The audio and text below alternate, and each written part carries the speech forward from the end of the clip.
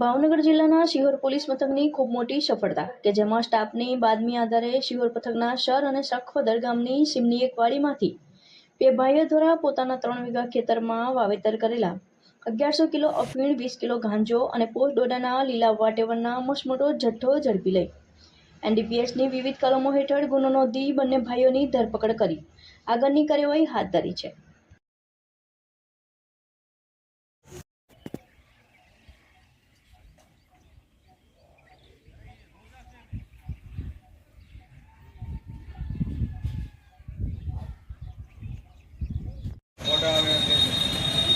તમારા